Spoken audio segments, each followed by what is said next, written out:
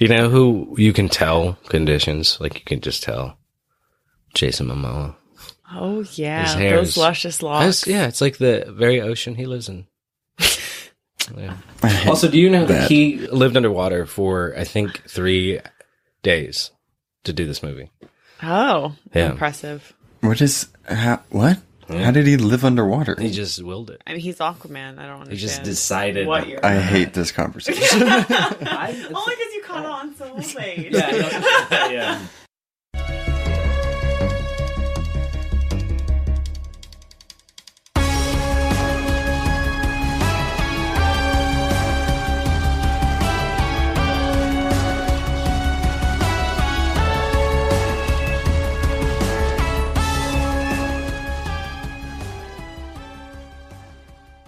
Welcome to the Phantom Zone.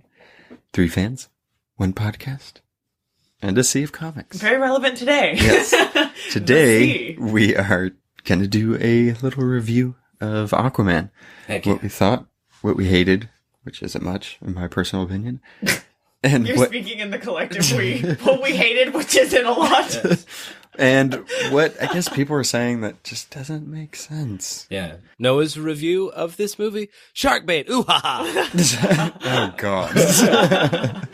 Yeah. So, what did you, Kayla, generally think of the movie? So, like, what was your first thought when you got out of the movie theater? My first thought was, what a fantastic superhero movie.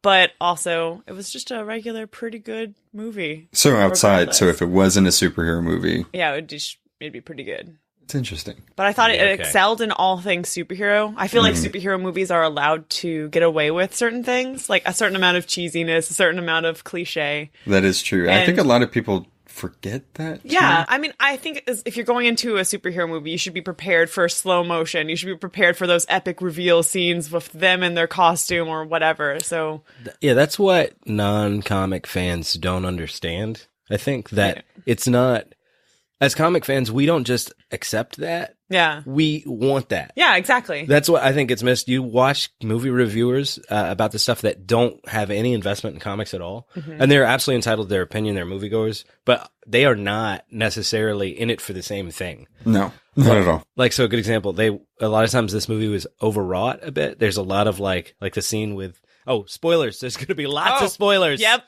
We forget to do that almost every episode. I know. I remember. So from here on out, yes, there are spoilers. If you haven't seen the movie, pause. Go see the movie. Come back to us. Or watch, or listen, not watch. Listen to our Aquaman episode. Talks about the comic book character. Watch the movie. Yeah. And then come back. And also, better your life. Do that too. Why haven't you seen this? Yeah. But yeah, so like the Black Manta scene where his dad it's sort of his origin story is being killed. Love that. It's a great scene, but there is a scene there's a moment where the camera looks at him, he looks back at the camera, and he's like hand out dramatically. He's like, no, or whatever. I want that scene to be in there. Yeah. It is melodramatic. It is overwrought, but it's a comic book movie, and I want it to be in there. Well, I think when they do scenes like that, especially in comic books, because you see that in the comic books. There's a panel where he's reaching for Aquaman, like, hey, like, I literally have my hand out for you to grab to help me, and then Aquaman just doesn't. I mean, and I think it translated really well in the movie. That whole thing. Yeah. Like, one of the biggest things that I liked about this movie, and what Batman versus Superman... But you did like it. I loved this movie so much. One of the things that Batman versus Superman did not do well was they mixed all of these stories together, and it just fell apart. So you had the Doomsday thing going on, you had the Dark Knight Returns thing going on, you had Wonder Woman's kind of introduction going. It was just so much going on at once. This one mixed a bunch of different things together seamlessly. Yes. So you had like the Thrones of Atlantis thing going on, where Orm was attacking the you mean the surface. comic book? It's in a sense the comic book stories. It integrated really well. Yeah. That's absolutely true. Yeah. And so you had all of those kind of integrating very seamlessly. You had them pick different origins, put them together really nicely. So the whole Black Manta thing you were talking about, it's like it had Aquaman kill his dad technically, and also Aquaman seeing him and not saving him. Yeah. So you have both of those origins that we talked about in there, and I thought that was really cool that they just put it in one Sometimes scene. I would forget that I was watching an Aquaman movie. Like, I forgot he was in the movie sometimes because the supporting cast was so strong that no matter who was on screen, no matter what character it was, I was completely invested. I was like, oh my god. And then Aquaman would come back and I'd be like, oh yeah, it's an Aquaman movie. There's really so much to talk about here. We are a bit divided on the movie. We're divided between people that liked this movie a lot and people that loved it more than all other movies. And I feel like, no, we all liked it is the point. But there's so much to say. I think one thing I can't not sort of start with is beautiful movie. Mm-hmm. It's, people are saying this and I almost feel like they're underselling it. Like, it is the high watermark. No. For There's no escape. Right now. For superhero movies, it really is so pretty to look at. Mm-hmm. I've heard people criticize the CGI here. In this movie? In this movie. And here, to attack that criticism, because, and the thing to know about a lot of movie critics is they're stupid people. They're just dumb. Yep. They're loudmouth and yada. They don't like to have fun in their lives. Yeah. No, and I've seen reviews where they were complimenting it, but because they're movie critics, they were doing it in this shitty way. Like, they're sarcastic inherently in the way they talk about the things that they're reviewing or whatever. But I don't know. This movie has a few bad CGI moments, but most of them are these psychological problems, which is, you guys have heard of the uncanny valley? Mm-hmm. Well, there's just no way to not have that if you render a person's face CGI. And, so there are a few moments where older actors are made to look young and it's not flawless. I still think it's okay and pretty good. Yeah. Well, I think the only character they did that with, and it worked, was Aquaman's dad. Yeah. I couldn't tell that it was CGI, is the thing. Yeah. So, like, if I didn't know it was the actor, I'd be like, oh, that's just the actor. Yeah. I thought that was really well done. Volko was a little... To find out his dad was Jango Fett, too. What a weird moment. Delete. It's the same Not actor. actually Sorry. But so there's a few maybe iffy CGI moments. But the good so outweighs it. And is, to me, the best thing I've seen in a superhero movie ever. Yeah. One of the most annoying criticisms I saw was that it was too much CGI, and I'm like, I don't care. Underwater. Well, and also, there's giant seahorses. And I mean, it has... What people need to understand is that depending on the comic book character, so Batman, if there's a Batman movie, you don't necessarily have to have CGI. Not that much. That's fine. Yeah. You literally have a fictional world underwater. Yeah. It all has to be CGI. I'm just saying, that's and it's just not like there's insane. another world, that another aquatic world that they can do it on top of. Yeah. It's just, that's insane. Hire real Atlanteans. Yeah. They got real Atlanteans for this. I don't know if you know that. Yeah. And also, people don't have superpowers, by the way. Yeah. So it has to be CGI. I mean, but there is cases where there is bad CGI, even like trying to suspend disbelief. Yeah. So, I mean, I hate to bring this up because both of these movies have such controversy with each other, but the Black Panther final fight scene was awful. Like, as far as the way it looked. Because, I mean, if you pause that movie, it looks like PlayStation 2 graphics. See, I'm okay with that, though. And some of this is taste, but I think if you look at Jurassic Park, if you watch it now, those graphics, in terms of our graphics now, don't hold up. You mean the puppets? No, there are sort of landmark CGI things that happened, and it's Spielberg. He wanted a moving camera with also computer generated images that had never happened before. And if you watch it now, it looks very superimposed. But because audiences then had never seen anything like that, they didn't care. They were like, "That's amazing!" Yeah. But now we're so spoiled for what they can do with CGI. So I always try to, and I'm talking more about Aquaman and the criticisms against it. I try to keep that in mind. It's like, if I was watching this 15 years ago, it would be the most amazing thing I'd ever seen. Right. But what I was saying was, so Batman doesn't need it. Mm-hmm. Black Panther, you didn't need it to have a fight scene. Yeah, that's a good point. And the entire thing was CGI, which made no sense to me. So, I mean, I think they want him to flip around a lot, and in ways that you can't. People really can't do. flip? Not like that. Not 3 stories high. No, I know, but I'm saying, like, if they're fighting just hand to hand, because the entire thing was CGI. That's all I'm saying. No, I'm with you. I'm saying, like, I think it's crazy to me that that one is more praised and not talked about the CGI. But this one, where the CGI was done really well, I don't know. I'm trying to pinpoint people's criticisms. Your issue with this kind of stuff is if you like a thing, you're like, how do you not like this thing while you like that crappy thing? I mean, yeah. I don't understand it. I mean, there are people that are pointing out, like, yeah, this is really bad. Yeah. But, I mean, when people kind of criticize Aquaman, like, there's too much CGI, it's like, yeah. I mean, of course. To Kayla's point, because you said it with a certain incredulity, like, they said it was too much CGI. I listened to one review where it was like, there's too many action scenes. It's like, why don't you shut your mouth and not influence people? Because I want... In a superhero movie, there's too many action This scenes. action movie has too much action in its action. Like, shut... And the thing is that if this didn't have enough character development, or... I would say, okay, kind of a case. Like, I need to know who these characters are. I don't think it's shy in that department at all. No, I think the characterizations for all of the characters, aside from one, I really liked. Sure. Who's that one? I don't really like Volko in this movie. I don't feel like it's... I think he was very cookie cutter with, like, the person in the government that was helping the person that's trying to overthrow the government. I felt like it was very, not cliche, but it was like, okay, I see. Volko's not a good person. Oh, you mean you don't like that he was translated this way? Exactly. Oh, okay, sure. Yeah. I'm with you. I mean, for what he was, it was fine. He functioned in the story as he needed to, and... Well, to be nerdy about it, Volko was a good person for most of his continuity. Well, but they're not basing it off of older comics. But what I'm saying, like, that rebirth thing was a huge turn for Aquaman fans. So when you find out Volko helped kill all those people... Yeah. If you don't know, read the New 52 Aquaman. This gets fleshed out in it, but that was like, oh my god, this character who's been good for so long did this bad thing. I don't know. I mean, I'm with you that it's a weird thing and how popular that story was that they kind of was like, now he's good again.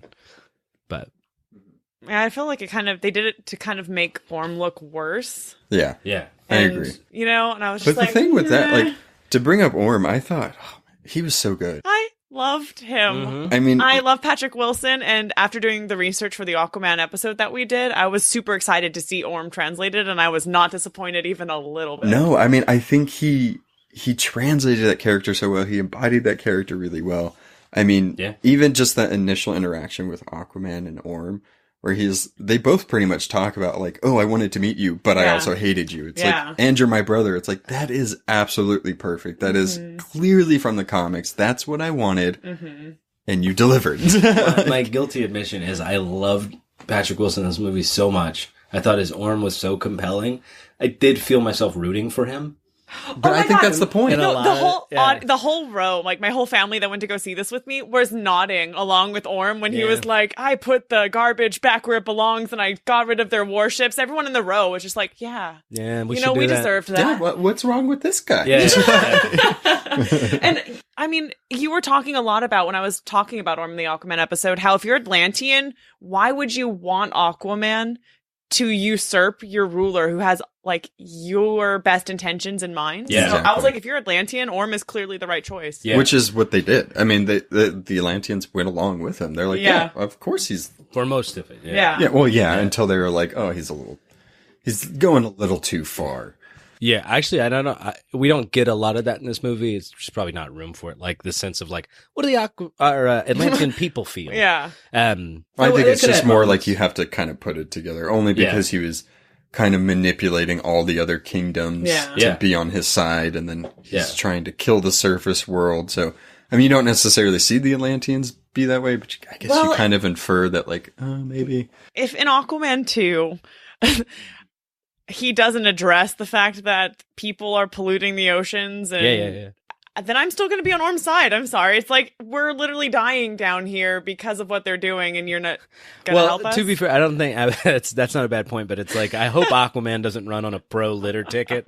He's got to do something, though. Otherwise, it's like, you're really not acting in the best interest of your people. I did hear one criticism, because somebody was talking about that, and they were like, yeah, I mean, maybe people wouldn't have polluted if they knew there was Atlanteans down there. I'm like, yeah, but they know there's sea life down there regardless. Exactly. Like, you're killing something. Exactly. That's not a good excuse for you fucking Well, if littering. they're humanoid shaped, I guess we care a little Yeah. bit. Yeah, more. exactly. Well, I agree with that. First of all, I do think that's okay, but I don't think it's okay to kill turtles. I just, What's Do you okay? think it's okay to dump garbage in the ocean? oh, first of all, if you take nothing away from this podcast, it should be that I think it's okay to put garbage in the ocean. Yikes. Stamp it now? And no, of course not. But what I'm just saying that, like, I actually do think that there's probably something worse about killing people than animals. That's all. That's all I'm saying. I know it's a crazy position, but I'm gonna. Let's take a hard left from That's this a- part of the That's a conversation. trident I'm willing to fall on right now. Go ahead. Yeah. I'm waiting. But the point is, the movie was good. No, I mean, it was really good. I mean, I still think personally, I like Wonder Woman a lot more. Way better. I think I that, like Wonder Woman more, yeah. yeah, I think it was just very flawlessly done. There's not much criticism I have with Mm-hmm. it, except maybe with Ares. And that was just at the very end. That's the only criticism I have about that movie. This one, kind of what you said. I mean, it was a great superhero movie and an okay actual movie. Yeah. Or worse than that. Personally, I might give it a lower than. Okay. Yeah, Pretty good. because I think my biggest criticism for the negative stuff is I feel like the acting with what's Mira's Amber Heard. Amber Heard and Jason Momoa just wasn't really up to snuff in the movie. I just thought think- they had great chemistry. I think they were outshined by the supporting cast. I So think I think so. it was the opposite problem that Wonder Woman had. I feel like Chris Pine and Gal Gadot, like they were those roles. They were Exactly. the movie. Yeah. And I don't really remember much about the supporting cast. I don't remember much about the villain. Well, I do, but I didn't like it. And Aquaman had the opposite problem. I feel like the two main characters were the weakest part, as Yeah. opposed to like the villains and all of the other supporting characters were super strong. Well, I Agreed. think with Wonder Woman is there wasn't many supporting characters. So you really follow those two and you get to love them. That's what I Yeah. personally think. And then with Aquaman, there's such big supporting characters and so kind of out there that, It's easy to be overshadowed by some Yeah. of the people, by Willem Dafoe and Patrick Wilson. yeah, I mean, William Dafoe, he was okay to me. But the thing, I mean, going back to him, to Volko, because we talked about, like, it's the translation. I think that he ends up being this necessary plot piece Yeah. in the movie because you have to explain how Arthur doesn't know anything about Atlantis. He's never been there, But he's trained. He's an awesome fighter. And then also it helps to have this political person on his side. And they're like, we have to have this necessary plot piece in the movie. Let's get an amazing actor to do it. Yeah. So Willem Dafoe is really good Yeah. in that capacity. I'm kind of curious on, cause he was in the Justice League movie before they cut it. So I'm kind of curious, like what his scene would have been in that movie. Hey, Aquaman, good to see you. Yeah, but I mean, I really did like it. And I thought, I think if DC, It's me, Volko. Hey. Okay, sorry. if DC sticks to this kind of formula or whatever, so you can do it in reverse, even though the whole Justice League movie was a hot mess. Yeah. You can do it in reverse because all they said was, "Oh, after you defeated Steppenwolf." It's like, okay, I know the timeline. Yeah. This is after Justice League, Super easy. Yeah. and you can have a good origin story. But I think, I think to complement Aquaman in the way that we really need to do, I think we do have to compare it to some other stuff. So I do want to say that Justice League did fall apart a lot for me for the reasons this didn't.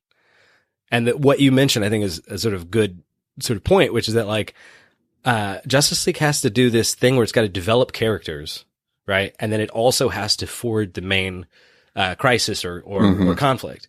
And it split its time really. I mean, maybe you can do that, but it's a huge challenge, and I think Justice League didn't really get there in this because the main conflict of the movie is the sort of main character development. They end up doing both at the same time, and it makes for this really, really terse, in a good way, like kind of plot. I think that's why this movie really works. Oh, you Aquaman? Yes. Okay. Because and I think just to break it down just real briefly, and you guys tell me what you think about this. The idea is that, like, Orm sees the whole sort of situation as a zero-sum game with the surface. And the sort of background idea is that's not going to work. Even if he's good for the Atlantean people, Yeah. it's because there's a moment where Volko's like, you're not half as good a leader. I think Patrick Wilson says something like, I've lived my whole life for Atlantis. And he's like, and you're not half as good. And I think the idea is that they have to, like, unify the surface and surface and Atlantis and only Arthur can do that. So as he gets closer to like bringing the two together by being king, he gets closer to figuring out like what's wrong with him, which is that he can't be in, he's rejected by both places. Yeah. I mean, why can't they just rule together? Yeah. Have a progressive Yeah. brother, Yeah. king relationship. Not like relationship, Yeah. but like just rule Atlantis get it. together. Yeah, right? yeah. That's what I mean. I definitely think he should take Orm on as an advisor. Exactly. Because Or a Arthur general. has never been to Atlantis. No, absolutely. Yeah. Orm sucks, but I mean, no, What? Orm is great. But in this sense, I do think there's something cool about like, there's almost a message in this movie, which is like, in order for him to like unify himself, he's got to change the world and unify the two things and take on that responsibility. I think that's insanely good. And no one is giving it that credit. I mean, I think people that actually appreciated the movie and don't have any bias towards it are kind of saying that. Like, they do see the pieces that they put together, and it was really well done. I do want to say one thing about one character. I think Black Manta was a little weird for me. Like, I thought he was really intimidating and really good in some parts, and then other parts I just thought it was weirdly silly with him. Like, I don't know. That's just me personally. Like, I wish they would have kind of kept his... Because in the comics, he's pretty mysterious. I mean, he kind of comes out of nowhere, he fucks shit up, or he's trying to get something, and then he disappears. You never really know when he's going to be involved or when he's going to show up. So, I don't know. I just thought he was the only one that was a little weird for me. Like, there was a clear difference in, like, oh, this is intimidating Black Manta, and this is not intimidating Black Manta. But No, I mean, that's like the smallest bit of criticism. Point though about like, how do you figure out how to deal with these characters where in the comics, sometimes the revealing of their origin is powerful because they've been mysterious for 30, 40 years. Whereas in this, because we now know the origin, beginning with it, and maybe that saps it of a little bit of its mystery. You know, I don't know. I have to admit, for the most part, I thought Black Manta was great. I thought he was too. Yeah, I did too. That all I'm saying is that's like the only character that I really have a weird issue with, I guess. Like, I really I can't hope this really doesn't get back to Black Manta that you said that. Beware. let him try to find me. I don't think he'll have much luck. But what did you guys think about Aquaman's mother? Atlanta. I'm going with but no real criticism. Actually, I liked his parents' love story better than his own at times. I did too. I thought that's it was sweet. so Yeah. sweet and I was more emotionally invested in his parents than his relationship with Mira at first. I thought they did such a good job on doing the correct length of it. So, like, the beginning of the movie is all of that. And they kind of bookended it. Exactly. And it was really nice. It was really sweet. It was like, this is a good origin story for that. And you don't really get that in the comics. It's more, oh, somebody washed up on shore. They had a kid. Yeah, it happened off page. Exactly. And then it's gone. So in this one, they really make you care about where he came from, how he was raised and everything. And then his mom, like, in the comics, you don't really get a sense of his mom. You don't get a sense of why he misses her so much or why he or resents what happened. Exactly. Yeah. And then she has this overlying story arc in the whole thing. And, you know, she shows up at the end and everything. And it was just really sweet whenever he, like, his mom kind of comes in at the end and Orm's like, oh, Mom? I love that part. And I'm normally so annoyed by that, but maybe it was just so well done in Aquaman when it's like a big epic fight scene and then it's like, feelings. Yeah. We're done now. Well, because I think you get the sense that Orm is not necessarily angry at Aquaman, but more angry because of Aquaman that this happened to his mom. Yeah, exactly. Yeah. I love that. personal resentment. Yeah, Exactly. and then once he sees, like, oh, my mom's not dead, like, A lot of the resentment he had towards Arthur went away. might just go towards the father instead of Aquaman. But it's also, I mean, I think he's mad at Surface World too. Oh, Because, yeah. like, Well, he was but- sort of against her position as well. Like, he loves her, but I think there's a few moments where Orm is like, my mom was crazy just like you. Or whatever. well, because he didn't know. Yeah, I mean, and then like down right before they fought for the first time in that scene that you were talking about when they were like, when I found out I had a brother, I'd always really wanted to meet you. And then Aquaman says like, haha, you're such a dick though. And then Orm is like, well, you're the reason my mother was killed, so I kind of grew up hating you. Exactly. So like he had mentioned it earlier. It wasn't so like surprise at the end, Mom's alive. Yeah. It was something that he had held with him. I like, you're like, well, maybe Mom got killed and that's why I hate you. And then Aquaman's like, yeah, that's a good point. It's real heavy, you know? That's what he should have said. But I think you're absolutely right about the how they lay the groundwork with the parents' romance. And until you said it, I didn't really think about how important that is, because I think the movie knew it. You needed that because you need a reason that we're supposed to think that Arthur is a good choice for ruling Atlantis. Yeah. Because there is like part of you is like, why is this biker surfer bro a good, like, why should he King. take over? Yeah. But because it's grounded in the idea that they like love each other and that could speak for the two kingdoms coming together. Right. I mean, Like, and you have to understand too that his mother didn't necessarily like the surface world either. She ended up falling in love with somebody from the surface world, and then she started seeing that, oh, this should be to get, like, we shouldn't hate them. Yeah. Mm-hmm. So, I mean, I think that kind of laid the groundwork for also how Aquaman would have his ideals and how he would grow up. Yeah. Mm-hmm. But it is a little funny that he ended up hating, like, Atlantis. He had wanted nothing to do with it, and he kind of got forced into Yeah. having to go there. And by the way, when he like first getting forced or whatever, so that scene where they're drinking at the bar or whatever, and he's putting his drunk dad into the truck, and in the background you just see Mira kind of like show up and out of the water. I freaked out because I'm like, that's such an Aquaman comic thing that you just see somebody like Walk coming out of the water. Yeah, and she's just like standing there, and I was like, It's a creature from the Black Lagoon.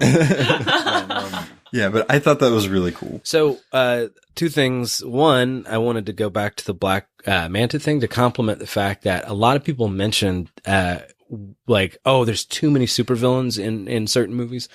Spider-Man 3, X-Men, The Last Stand, they all kind of fall apart on that basis. Mm-hmm. I think this did such a good job balancing that. Like, I agree. integrating his sort of storyline, his character arc into, I mean, they do it in a kind of like, not kind of easy way, which is just he wants revenge and Orm essentially pays for it or something like that. Yeah. But I think that's how you do it. You have to figure out how do we get that secondary villain, their storyline to support the main conflict, not just But I also an think extra thing. Yeah. Yeah, I think that also the reason why it worked is because how he kind of paid Black Mana or got Black Mana involved went exactly with what the character is. Oh yeah. I mean, he's a pirate. Yep. That's what he is. Well, So he didn't and accept the money, and I freaking love that part. He just Exactly. like kicks the gold and is like, I don't need money. yeah, exactly. And I thought like they involved him in such a way that did not distance from the actual character and what the character would do. Yeah. So I thought that was really good. and it looks so cool. I cool. yes. I like how whenever he was building his helmet, the first helmet he built was like the original looking helmet. And I was Yeah. like, It's everything in that respect, in the technical aspects about like why they give it more reason than it needs, and Yeah. it's so Yeah. fun. So it's so cool that they do Atlantean technology, Mm-hmm. and that's how he's able to like kind of because in Aquaman. in comics you're kind of you just suspend disbelief where it's like, what, he's bulletproof, but your knives are hurting, and Yeah. this is like, oh good, Atlantean steel. Yeah. They introduce him with the laser plasma technology, and when he's making his helmet, he's like, oh, I'm gonna need a bigger helmet. Yeah. Jaws reference. And Yeah. and also just like, oh, it explains why he kind of almost has this absurd look. Yeah. And when he jumps out of the water, I'm like, It was so cool. I'm so into this. yeah, I mean, and that is one of the things about this movie is that it does what Zack Snyder tries to do, like doing those big splash pages, fan servicey things.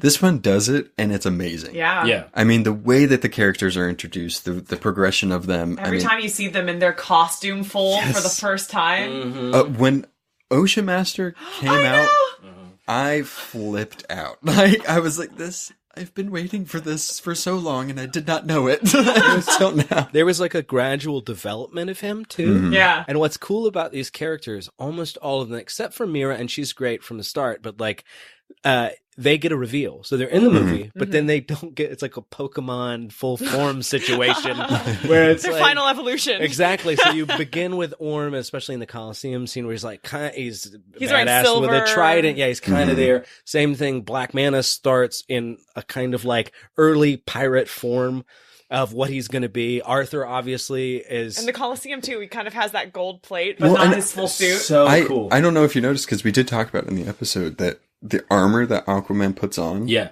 it's exactly like the metal one-sided armor that he had in the comics. Yeah, it feels very reference to that like 90s I'm kind of a badass kind of thing. Awesome that what did you guys think of his costume, by the way? Just like that look and everything like that. I liked it. Me too. I thought it looked outrageous. Yeah. But I mean, if you think about what he looks like in the comics, I mean, he's orange and green. Like, I mean, it looks outrageous anyway. What I think they did that was so smart is they so well they do such world building with Atlantis, which I don't know. I think we've kind of alluded to. This should get an Oscar for the set design, for the what's the visual effect. Yeah. and what the costume design, everything like that. So fantastic. Well, you get that world so much that when they reveal Arthur's costume, it fits in with that so much that you're like, oh, it's awesome. It's Atlantean and it's what he had in the comics, as opposed to just looking like that out of nowhere. Yeah. And I do like how it was the king's outfit, which it's like, okay, that makes sense. And then also I like how they introduce that after you see Osha Master in his. Yeah. Because Osha Master's also is a little kind of Power Ranger-like. Because it's, silver and bright purple and everything. Helmet too. Yeah, exactly. And so it's like, that's outrageous. But then the way they do it is just so beautiful, I guess. And then when Aquaman finally comes out as it, it's like, oh, this is great. On that note, when I've heard the negative criticisms of this have been that kind of thing. Oh, they look sort of like Power Rangers or something like that. Like, so the kind of Atlantean guards that Arthur has to fight and stuff like that. Yeah. And I always think I have thought that's so dense because it's like, you realize that Power Rangers were an adaptation of comic book imagery. Yeah. So of course they looked like that. So this is just a really good adaptation of comic books. Yeah. The Power Ranger thing is just this weird middle step that technology could kind of get there, but not entirely. I mean, I think too, like the whole henchmen and the pawns, the ones that are just there to fight them and everything. I think regardless, they looked great. Yeah, I agree. Like, I mean, because they always usually have to be like carbon copies of each other. That's just what they do in superhero stuff. For budget reasons. Yeah. Nothing else. But I think they looked great. I liked how they had water and like they couldn't breathe. So that, so there was also some funny scenes wherever, the helmets would bust open. So he had to put his head in the toilet and stuff. Like, it just all. Sorry, no, we can move on to humor anytime you want. 'Cause I got some things to say. Oh, great. By the way, that was Merc, who, if you read the comics, very different interpretation. I like this Merc. He's nothing like, it's like the grizzled Ben Grimm like Merc from the comics. This is a evil, kind of squirrely, or I don't know what the he's more like version of a squirrel is. Barracuda. I don't know. Yeah. So I guess we should jump into the humor, Kayla. Okay, well, I think 50% of it well executed, 50% of it meh. Like the humor? Yeah. Some of the jokes fall flat for you. I agree. Yeah. I think anytime I can predict what the next line is going to be, that is basically how jokes work. Like, you're right. That if you know what the punchline is, it is not good. Yeah, I feel like, and this is comparing it to a different movie, not Aquaman itself, but I feel like there's a difference between like, redheads, man, backflip off of a plane, than like, I am Groot, I am Steve Rogers. That's charming, that's endearing, and I didn't expect that, to be fair. Exactly, and I didn't expect it, even though, they're in the middle of this big battle scene, and then Steve is still this sweet guy, and I just feel like... And so it's character-oriented, too, which is great. Yeah. That is what Steve would say. Yeah, I mean, I think I agree, because the humor 50-50. There was moments where I was like, that is pretty funny. Yeah. And then there was moments where it's like, it doesn't bother me because I guess I did expect it. So I'm like, okay, of course they'd have to say this. I just think it's cringy. And I don't like being taken out of the moment. I don't like going like, yikes. In the middle of a movie that I'm actually enjoying, I don't like being taken out and going like, that was cheesy. But in a bad way. But I think what they do with that, because I think I did notice whenever it was kind of getting a little cheesy or cringy, something would happen out of nowhere, and it would kind of force every single time it would be an explosion and they would be knocked to the floor. It happened 3 times. Yeah, it did happen a lot, but I think that was like their way of being like, okay, we're getting serious now. That is, and deeply self-aware of the movie too. Like, if people don't like that, that's a fair criticism, but it's intentional. Yeah, and they're trying to do it. That's exactly what happens in the comics. Yeah, half the time, because they're doing something and then they get ambushed. I mean, that is perfect comic book. Usually what happens. Well, another like example of a joke that I liked in that movie was like when Mira was eating the flower and then he ate the flower too. I thought that was so cute and hilarious. And but that's again, like right before or right after, it was around that scene when she was talking about Pinocchio. Oh, I got it from the movie. I was like, yeah, I mean, That's a the bit whole contrived. yeah, exactly. yeah, they should have just left like the Pinocchio, because I thought it was funny when he was like, "Oh, I learned this trick from Pinocchio" when he went in the whale's mouth. Yeah, I'm like, "Oh, to that's bring kind it of back, funny." I was like, there's no point. Yeah, and I was like, Yeah. did that need to be like she sat there and read the book too? Like, okay, So here's my Belle, Why would that random little girl give her that book? it was fate. Yeah, it was the Or bad writing. No. But here's my little theory about this is that it's a weird situation that James Wan got stuck, or fortunate enough, depending on your perspective, with the actors he did. He didn't cast these characters, as assume Snyder did, or the casting director that was working for. I Zack know Snyder. I know for sure he casted Aquaman. okay. So The other ones I don't know. Yeah. So, I think he was working with the range that they had. And I think that the weakest parts of Jason Momoa and, again, Amber Heard. Amber Heard's performance is when they really need to be, especially Jason, unfortunately, kind of introspective, and they have to deal with internal conflict and heavy.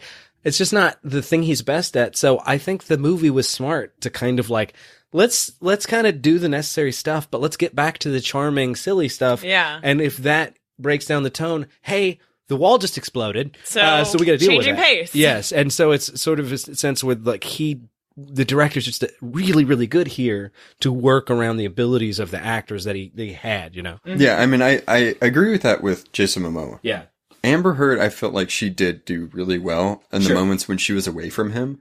So Yeah, like the that's whole a- thing, that's a whenever good she was point. talking to Volko and Orm, I thought she was fantastic. Yeah. But I think the reason why she was like that was because usually when they did like quippy stuff or Yeah. whatever, it's to build their relationship and for it to make sense at the end on why they got together. Yeah. So I mean, the whole Italy, the scene, I loved it because it's like, okay, they established Mira starting to see why the surface world is really good. She's starting to fall in love with Yeah. it.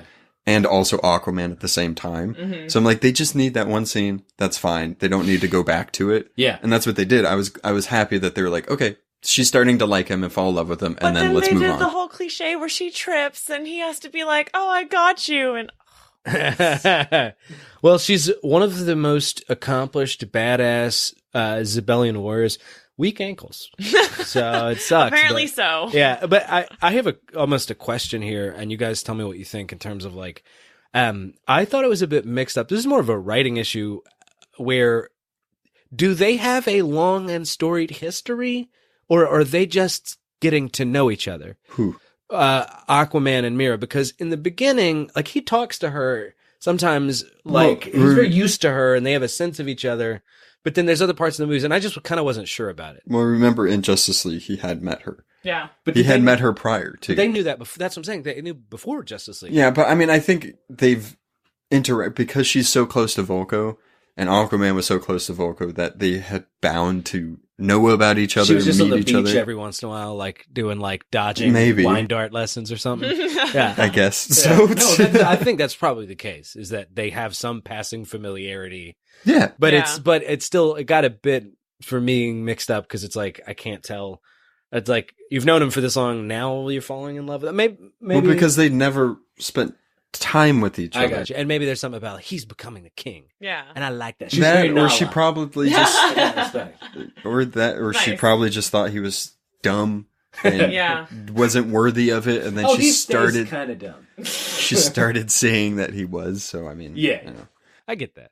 I get that. Tamira, she was a badass. I'm just was. saying, She was really badass. fantastic. As a wine drinker, I have to tell you, I was a big fan of That was really cool. I thought it was. You knew it awesome. was going to happen as soon as she gets knocked into the wine, but I'm like, I did not expect that to happen. The second it showed wine droplets, I'm Yeah. like, so she's gonna break all the bottles. yeah. But it was amazing. It was a cool scene. was. It was really because cool. you just see all the red water, but it was so it was so Very, cool. very cool. Yeah, I mean, she definitely had her moment of kind of coming out as, oh, this is what I can do. Like, because they all kind of had their big introduction scene, and she kind of didn't until like a moment like that. I where- feel like it was when she was saving his father from the truck and she was holding back all of that water. yeah, I think that really was like good. her first introduction of like, oh man. Yeah, So She got that's what Mira powers. can do. Yeah. Yeah.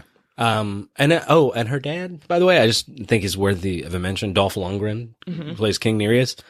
Awesome. Yeah. I was like, he really presented himself as this like kind of like stately, but kind of reasonable asshole. Yeah. And he At the end, finally. But even along the way, I don't feel like he's just a cartoon character bad guy. I agree. And That was a person that cared about his family, but also hated the surface world. Yeah. He's perfect for Orm's like right hand. Yeah. Help me get all these people. Yeah, and you get a reason along the way, or many reasons why they're kind of right to hate the surface world. So all these bad guys, in a certain way, you have You get where a they're coming from. justifiability. Yeah, absolutely. I thought it was interesting, kind of going to the Zebel and everything, that they didn't really separate it like how it is in the comics, because Zebel's like this offshoot kind of you can't escape type place. Yeah, and in this one, they're kind of just with them. Yeah, just so I liked that because it's like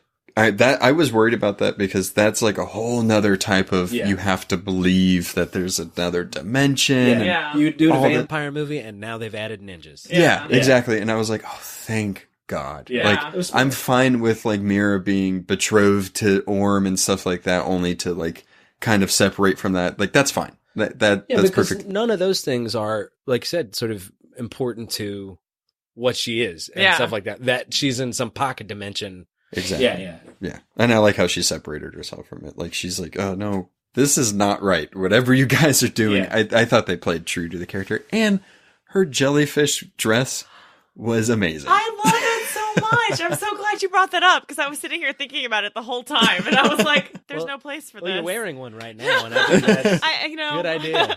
I got my person to work on it. Well, it's dead, and we didn't think about that. Out of the water, you just have a dead jellyfish. Yeah, I thought it was really cool. And then also kind of like, they kind of used sea life for a lot of different things in this movie. Yeah. Which, why would they not? Because that's what we do in the surface world. Yeah. If you needed somebody to play the drums, like, obviously you're going to get an octopus to do that. They're very smart. Yeah.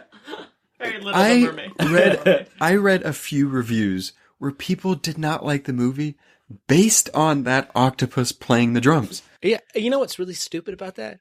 Two things. One, octopuses are really smart. You could probably train them to drum. It's true. Two, drummers, really stupid. A lot of drummers are dumb as shit. So it could be the case that there are octopuses out there way smarter than drummers. It lasted like 3 seconds. Yeah, if that. And also 4, it had a good beat.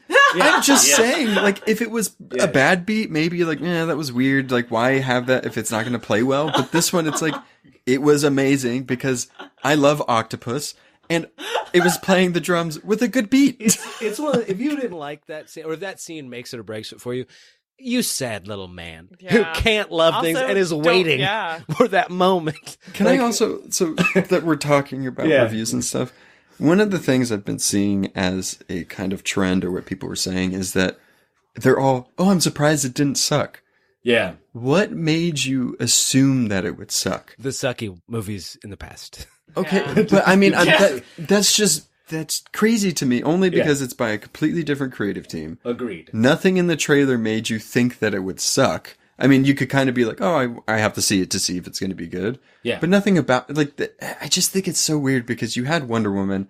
It's the same exact as Aquaman. Different creative team, everything. Yeah. It was amazing. So, just to kind of use that as a rhetoric, like, I'm just surprised it didn't suck. I think there's trepidation against DC films in general. That's not a good reason to stop yourself from going to see it, from having that expectation of it's going to be bad. Like, I don't think people should go into any movie with expectations, really. Yeah. You're only hurting yourself. Too. Yeah, exactly. Form your own damn opinion. Yeah. Before anything else. There's probably a lot out there. So I think some people are just doing some sloppy pattern recognition where they didn't like 2 movies and they think that means the next one's going to be bad. But it doesn't mean that. And one of the things, so since we're kind of on the subject of DC generally and how they've approached movies, I think people aren't making enough out of what's good about Aquaman. Not just that it was good, but the lessons they seem to have learned. Yeah. Like the things that are good about this are all the things that people criticize them about not doing or knowing in the past. So I'm like,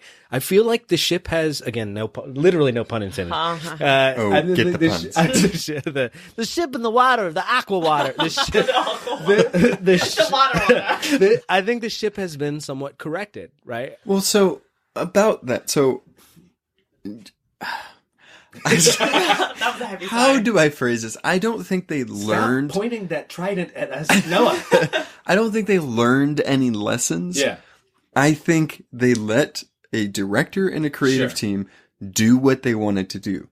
So if you see the two examples, aside from Suicide Squad, they should have like reined in on that or something. Yeah. But with Wonder Woman, the first Superman movie, and Aquaman, if you let the creative director do what they needed to do, stop letting the same director do the same movies because the same problems are going to keep happening. Yes. Zack Snyder. I love Zack Snyder when he does something right, but if he keeps doing something over and over again and it's not working. Someone stop him. Yeah. I mean, he's great visually. Like, I mean, he's made some great visuals and stuff like Yeah. that, but I mean, come on, like, get a different director in there. He's had some hits and misses. No Yeah. question. The strongest DC movies, the two, and I'm going to count Superman in there only because it is a good movie on its own. It's very controversial and everything. But the two that are doing really well have nothing to do with the shit that's happened before. Yeah. Yeah. And I think they need to realize, like, okay, get good directors, get good people, let them do what they want to do because Yes. these people aren't going to create shit movies. Because if they're doing it in the first place, they obviously like the source material. Yeah, yeah. I mean, it's Well, just- James Wan was fantastic, but there are little things where I was so glad, in the light of DCU's criticism that's existed, I'm glad that he included. Aquaman saves a lot of people in this. Yes. There's a thing in it's the sequence, I think it's Act 2 with the Black Mana chase scene or whatever, where He saves the little a girl. ball or Oh, a yeah. bell is falling down. He like knocks it out of the way. I'm like, yes! Yeah. He does it in such a cool way Yeah, too, yeah. because he has Shoulders it. he has a split second to think about it. Yeah. And it's like, I'll just run into it. Yeah. Yeah. So again, like that Captain America thing where it's like feels so Captain America. Same thing. Yeah. It's not just wedged in there. It's like that is what Aquaman would do. That's so consistent with his character. Yeah, and I like how, so the thing that's always distinguished Aquaman for me that's a little different than all the other superheroes, Talking to fish. sure, talking to fish, is that he does superhero things, Yeah.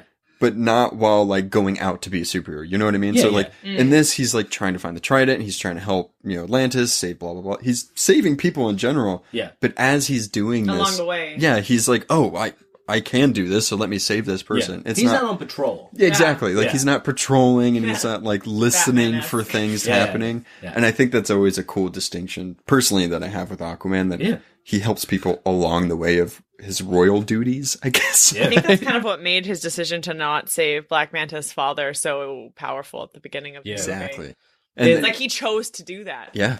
Yeah. And And he I was like, regrets it. this is gonna be different Yeah. from a lot of the other ones because Wonder Woman would have probably never done that. Yeah. And it's like, I'm glad that they made that clear distinction that he is his own person. Like, he's not necessarily has this huge, like, heroic code, at least right now. Yeah. Where he's like, no, I mean, Yeah. you guys wanted to steal No, I it. agree. Like most heroes would have gone in to save him. I don't know what I am then because I think I love that scene because it's not clear. And it doesn't make him right or wrong per Yeah. se. Yeah, I think that's kind of what we're trying to No, do. it is, yeah, I He's agree. not a clear superhero that like, oh, I have to save this Yeah, person. someone's in trouble, regardless of who it is. They're going to Exactly. save their life. And I'm Yeah. so glad that they translated that in the movie. He sort of, just to speak to that point real quick, he is like, you guys killed a bunch of innocent people. yeah. Yeah. Like the idea that you would even ask me is bizarre. Yeah. Like, And I agreed with him kind of like, Yeah. I was just like, I mean, yeah, you guys kind of did this. He doesn't have to save you. I mean, You live by the stolen experimental sub and you die by the stolen experimental set. yeah. So if you could pick one moment that was your absolute favorite of the entire movie, What? what would it be? That's so hard. But I know. Good. Do, do, do, do, do, do, do. I have, can I pick two? Sure. I'll order them, but I think they're worth mentioning. You Yeah. always do that. I'm always like, I don't like hey, choices. Yeah, Narrow it down. Yeah, I'm always like, hey, can you pick one thing? Any have- given episode, you're like, oh, I'll do four. Yeah, like, I have One, I got three. Okay. No, I'll pick one. But we've kind of already... Okay, do two. No, we've already talked about it. I love the Black Manta Aquaman. Like the fight initial scene. when he came out? No, that was My second. So the first, and it's less about incidentally about Black Manta. The first one kind of is just because they've created the character so well, and that fight scene to me is a comic book. Which fight scene? Oh, sorry, the one in Sicily. Okay. You know what I mean? That fight scene where Black Manta and Aquaman. Yeah, so when he first comes out as Black Manta. I see. Yes, that. Not. But my second one is the first scene in the movie. Okay. I love yeah. when he lifts the sub out of the thing, goes in there again. Part of this is as a comic fan. I'm not going to say it's necessarily the most important movie to the film or anything like that, but I'm like that. I love that they begin this with like, remember Aquaman. This is what he's like. This is what he can do. Mm-hmm. And it feels so much because like, you never get that in the Justice League movie. And that was my biggest problem with that movie. It's like, you have Aquaman doing something. Yeah. Like, what is he doing doing again? something you don't even understand. It's like, there's a flood. Oh, he has the ability to block floods. Somehow, physics. yeah, I mean, yeah, and with this one, it's like you get to see everything that he can do, up all the way up into controlling all the sea life around him, which was amazing. Yeah. But yeah, I agree. So That's a really good moment. moment. Yeah. What about you, Kayla? I think mine starts when Aquaman is in chains in the throne room before Orm. Mm-hmm. And he issues the challenge officially, and it goes until the challenge is over when Orm defeats him for the first time. That is really good. Because I was just so surprised that Aquaman lost. Yeah. You know, even though I shouldn't have been because it took place like halfway through the movie, if not a little bit before That is a good point. But I was just like taken aback by everything that was happening. And I was just like, oh. Yeah, and I do like how, so like in that scene, I like how he's lost, like his trident gets broken. Yeah. And then Mira's like, oh shit, we gotta leave. Yeah. I love that. He fled. Like and Mira cheated, you know, like she stopped Orm from finishing the job. And I was like, this is kind of dishonorable. This isn't very kingly. And just everything about that scene, I was taken aback by. They're both immediately completely surprised. They're like cool with it. Both of them, like, they're not like, okay, I love that he's not like, I can't believe I dishonored myself by leaving. They're like, no, this is, I don't care. We're trying to win. We gotta go. Yeah. And I do like how Mira kind of pointed out, she was like, we were supposed to get the trident first and then fight him. And he's like, oh, we're just doing things out of order. It's fine. Okay, I got to criticize that a bit. It's not poor creative choices exactly. I don't love MacGuffins in movies. The Marvel stuff that I've least liked has been them having to get the stone if we get the stone. And the reason I don't like that is that I think that the conflict should be solved by something the character is or does, not by the magic thing. If the MacGuffin's just something to move the plot, great. I think you take the trident out of this and it still works for me. But see, I think it kind of falls apart at the end because I feel like most of the reason that the Atlanteans stopped fighting at the end, they weren't like, King Arthur can unite our worlds. The Atlanteans still don't care about the surface world. Exactly. They followed him because of the trident. Prophecy, but I'm saying I don't love that. I don't either. And I felt that. I guess I didn't really think about it too much. But I mean, it's such a minor thing. Anyway, I just... Yeah, no, I mean, I agree I like because... the overall message that Arthur is going to unite the world. It was just, again, I don't know why I went into this movie thinking I'm an Atlantean, but the whole time, in the Colosseum scene, I was like, that sucks. That guy totally shouldn't be king. Orm won. Yeah. He's for the Atlanteans, and he's fled.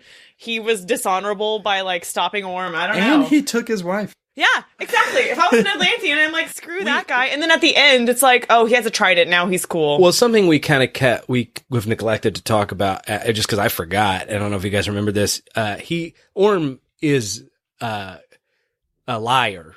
Like he is sort of right about the larger political milieu, but he did create terrorist events. Well, and that's to create the war. Like remember the Nereus thing when Black Manta attacks and everything like that? Like he killed a bunch of Atlanteans. Yeah. But he also killed the leaders to the fishermen too. Yeah. So I mean, you see the moments where it's like, this guy has good intentions, but does it very bad to get to that. Anti-hero? Yeah, I mean, a villain doing bad things for the right reasons. Yeah, in a sense, I think it's like a Lex Luthor kind of complex type thing. But this is very Cold War sort of thing where it's like you have two. It is true you have two powers, but almost the fact that he doubles down so hard on the only way Like they've done awful stuff to us, so we've got to like fake an attack to then go invade the surface. Yeah. Well, it's very Game of Thrones like. Yeah. Like, Well, because which I think is perfect. He knew that he couldn't attack the surface without support from the other kingdoms. Yeah. Sorry. No, you're allergies have been bad. Yeah, cedar fever. Well, I thought you drank something and No, you cedar thought, well, we're talking about Aquaman. I'm pretty sure I can breathe water now. Should be fine. Gold. My favorite moment is the trench. When they get to the trench. We didn't even talk about the trench. Starting on the boat, it was because James Wan did some horror movies, right? Mm-hmm. So just that whole scene, I was like, oh, this is so James Wan. Like, it's kind of horror-like, mysterious, and those monsters were terrifying. I think even Aquaman looked at him and he's like, what the fuck is that? They out-trenched the trench. Yeah. Like, they made the trench in this. It's so rare, I think, in where the visuals look better in the movie. Mm-hmm. Because the imagination is just unlocked in comic books. There's nothing that prevents you from drawing anything you want except your inability to draw. But in this case, it's like, these are scarier than the trench. This is amazing. Because they look just like the trench in the comics, but they add in more gruesome detail to Frills. them. And there's like a swarm mentality that I just thought it was seeing so in good. motion is terrifying. And I wanted to mention too, because that's a great thing about this movie. The relative scale of this movie, it's not is not like, you can't say enough about it, because I was thinking about like even Avengers Infinity War and movies like it, they're all over the galaxy. It's true, the scale is huge and the stakes are that high, but most of the scenes are in a room or on a field, where there are moments in this where the scale is like mountainous. The underwater scenes, it feels like you can see for miles and miles, and everything is so realistic. You can see every single soldier. It feels so big. And that when Arthur is there, they have the flare and they're going down and all of those trenches. It's Lord of the Rings level awesome. Yeah. Like that specific scene when they're down where the dwarves are, and then all the goblins come. Yes. That's what In it Moria. reminded me. Yeah. Yep. Yeah, there you go. You know all the names. I do. That scene, I mean, just the whole thing, starting on the boat to them getting down there. I did think it was funny that like they ended up going into the core of the earth, which happened to be this own little ecosystem with dinosaurs. I'm like, that is such comic books. Yeah. Like, I was like, Jurassic Park? yeah, and I'm surprised people didn't have an issue with that, because personally I was like, I know people are going to have an issue with this. Like, at seeing it on the thing, I'm like, this is just so far out there. Yeah. Nobody's mentioned it. Yeah. But they mentioned an octopus playing the drums. Earth's core. I'm sure there were physicists that were like, it's molten nickel. You're liars. This movie's a liar. Have they been down there? Yeah, exactly. No. There's dinosaurs down there. That's where they went. Yeah. And there's a blonde-headed woman down there. Not anymore. That's from the comic too, I think. I can't remember who she was, but there's been a recent thing where they rediscover Aquaman's mom, and it's a wonderful little lift from the comics. She looks more of a badass older, by the way. Yeah. When she's covered in the trench. Yeah. The costume is awesome. Yeah. And the slightly grayed hair. Yeah. It's like has some dreads and stuff. It's like, damn, you've been down there for a while. It did strike me, because of how slow Atlanteans age, they probably didn't need to have her be younger and then older. But I don't think that she necessarily looked I think it's older. probably stress. I think she just looked kind of haggard. Yeah. Kind of like, I've been fighting That's how I took it. creatures I was just like, oh man. forever. She's been alone for 20 years fighting the trench. your hair's gonna gray a bit. Yeah. Yeah, I don't think it necessarily grayed. It's just like the dreads and everything. It just looks a little different. It's more drab. Her highlights have faded. Yeah, exactly. A lot of it. She didn't get to touch it up. So I have two more things at least, and we'll sort of branch course off you do. from there. I have so many things. When I work, I just write notes about like, and this would be, we should mention this. yeah, so you send me pictures, and I'm like, I can't read it because you took pictures of Scribble. I was like, oh, that's a prescription for Xanax. Sorry. Yeah. Okay. No, but so one thing I wanted to sort of at least touch on and dispel is people mentioning the similarity between this, at least early on, with Thor and Black Panther. And I thought one of the reason that happens, and it's worth mentioning, is that they're royal. They're what do you call it? Like, not courtroom. What's the word? Like, palace dramas. Yeah. And I think it is worth questioning, like, why are monarchies so popular in comic books in ways that where they're not popular now? And I think the reason is the way to talk about political issues and forces, but make it symbolic for with one character. It also kind of puts drama right into the framework of the structure of the story. Absolutely. Having a king, like the monarchy in general, just kind of automatically adds a certain level of conflict. And it kind of Absolutely. makes sense for some of the villains that kind of pop up. It's Yeah, like, yeah, exactly. you dethroned me. You did something I didn't like. I love palace dramas, and I love that term. It's fantastic. So the point I wanted to make is that those are really the only real similarities between Thor and Black Panther and Aquaman. It's just that they're dealing with monarchies. The movies really don't. They're not even for the most part about the same that thing. whole thing where people, as soon as like Aquaman, people found out Aquaman was coming out, and they were like, "Oh, it's just going to be Black Panther, but underwater." It's like, Yeah. and like, you know what I mean? Like, just because they both are from royalty does not mean that's where the similarities stop. Yeah. They're both royal. That's it. So a good example, like in the Thor stuff, that's almost exclusively about the palatial drama or whatever, palace drama. I don't like that word. It's very it's Shakespearean in that they're what do you call it?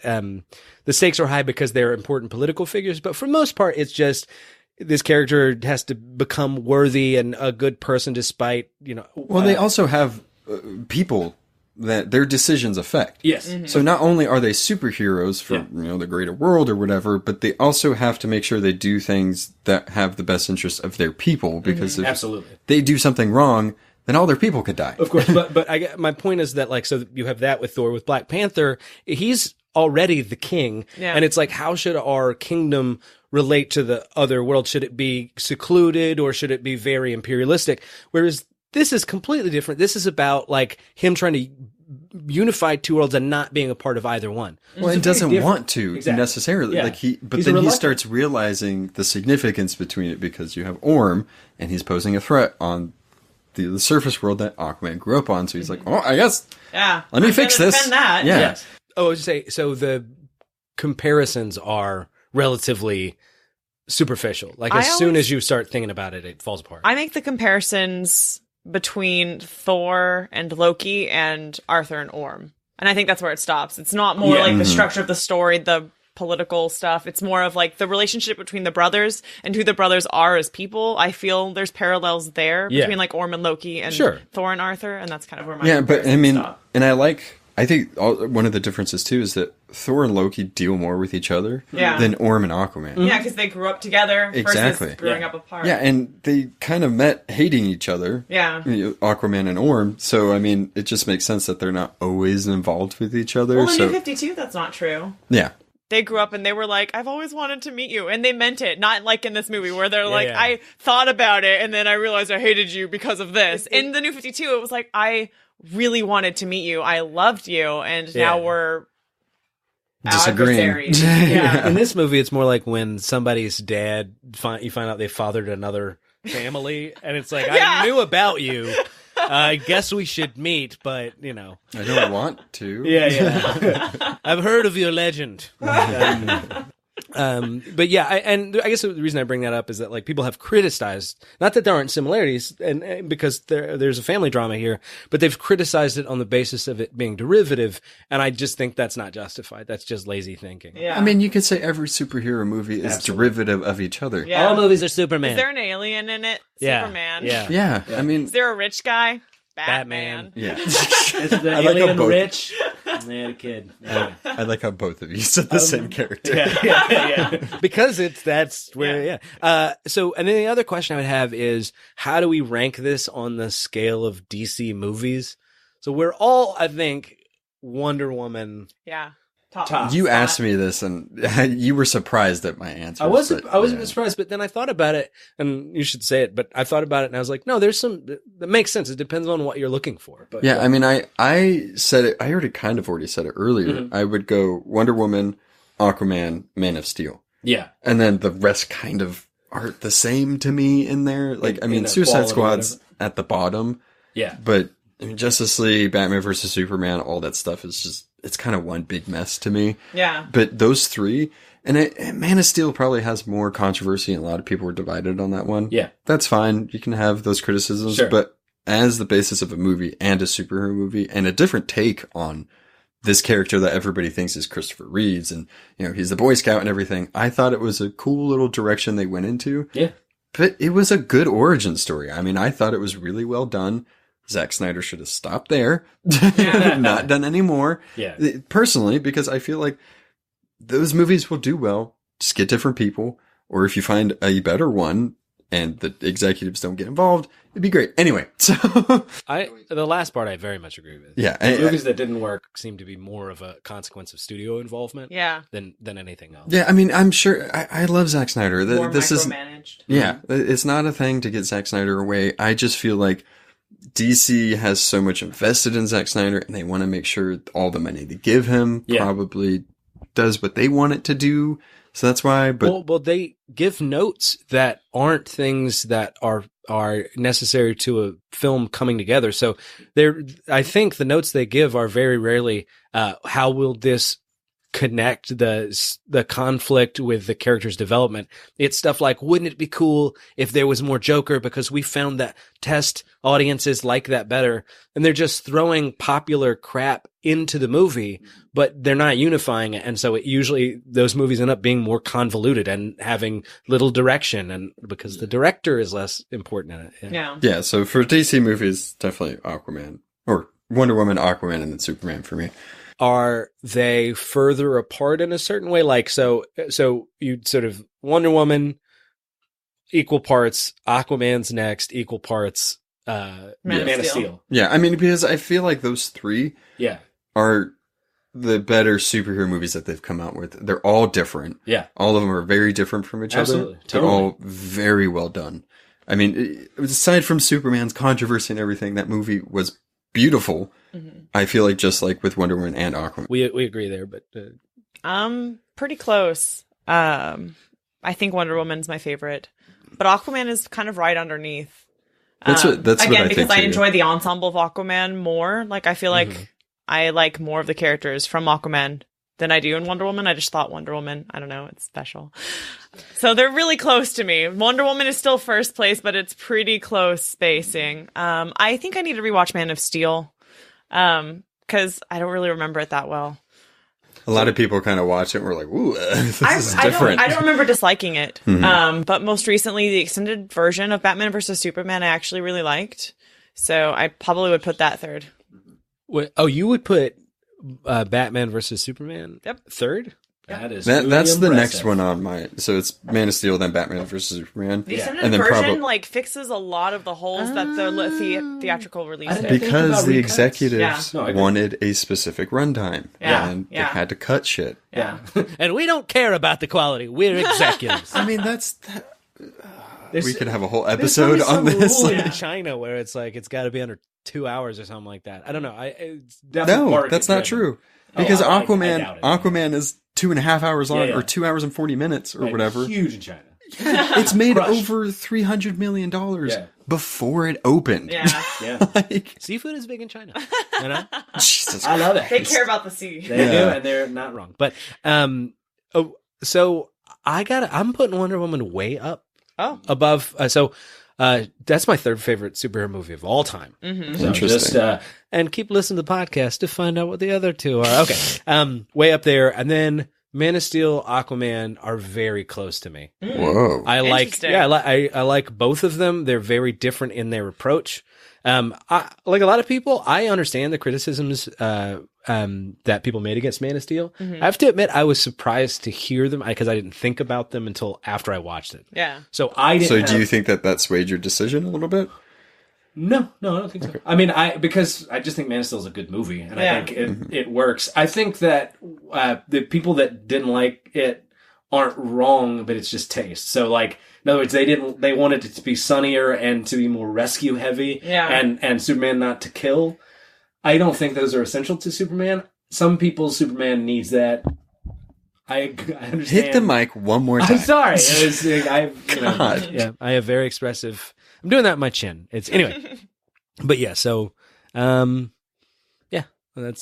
all I got. And then the rest are just to me kind of bad movies.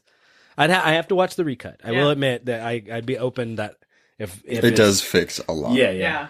Yeah. But, All right. So, yeah, I give Aquaman 5 chum buckets out of 5. No. yeah. You don't even. Okay, I'll leave it. I give it 8 out of 10 mackerels. I'm doing that. Yeah. You have to do it, Kayla. Yeah. Fine. 5 out of 5 prongs on the trident. Nice. Nice. All right. Yeah. Go see Aquaman. Yes, go see it. And then let us know.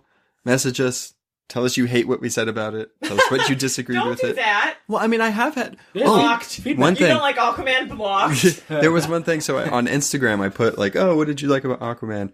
And somebody on Instagram messaged back like, I didn't know how bad I wanted to see Aquaman on a seahorse until it happened. Oh, yeah. And how amazing it was. Like, I was like, I agree completely I with like whatever Orm was writing, too. some like dinosaur dinosaur ass? type thing. Yeah, like not a megalodon, but like the big. It's like a alligatory kind Yeah. of. Like a Minligadon. Yeah.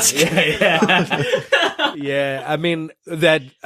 Just since that we mentioned that, I feel like they were kind of like, "Oh, you think Aquaman's dumb? We're gonna take every dumb thing that you think about Aquaman and show you how." Yeah. Talking to animals is not that well. He's gonna talk to Mary Poppins, who's a squid. Yeah. By the way, yeah, everybody. that was Julie Andrews. So I know that. Yeah. Which is amazing. Yeah. Yes. So thanks, guys.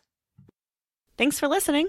Follow us on Facebook, Instagram, or Twitter at the Phantom Zone Pod for more podcast updates.